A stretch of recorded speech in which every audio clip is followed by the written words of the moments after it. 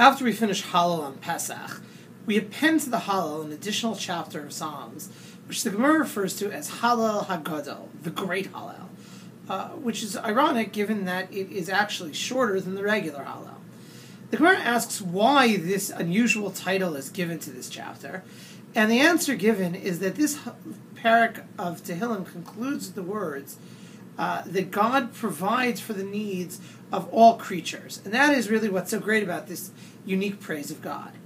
Now what's interesting is that there are many aspects of this Hallel which are very specific to Pesach. It talks about God taking us out of Egypt, that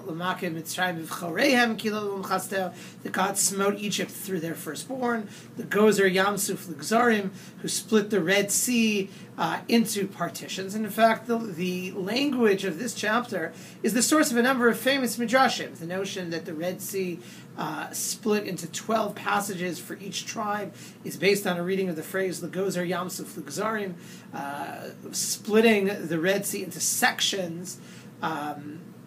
Is the source of that midrash.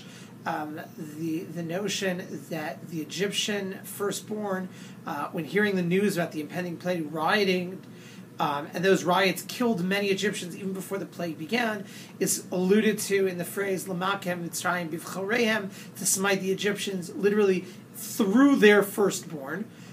So this really, and very much, is a very Pesachtic chapter.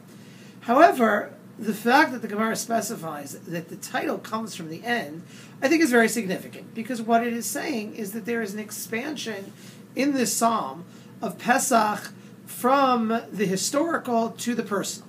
And this really is paralleled by the text of the Bikurim, which is used as the underpinning of the Haggadah. As we noted a couple of weeks ago, the Haggadah specifically chooses a text that the Torah has composed for a Jew to recite when presenting first fruits to the temple. For the individual farmer to say, my efforts in my farm are not just isolated in history, but are part of a historical process that I am the culmination of. Right, that I experience my life as being significant, as being an heir to the Exodus.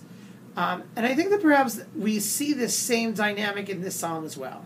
We praise God because of all the great historical things, that he smote, he killed great kings. But at the same time, we praise God because he provides for the needs of every creature. And that really is our takeaway from Pesach. Again, not just limited to the past, not just limited to history, not just limited to the great things, but how God is concerned with the needs of us as individuals and all creatures, which very much is a lead-in to our discussion tomorrow of the final passage of Nishmas Kol Chai.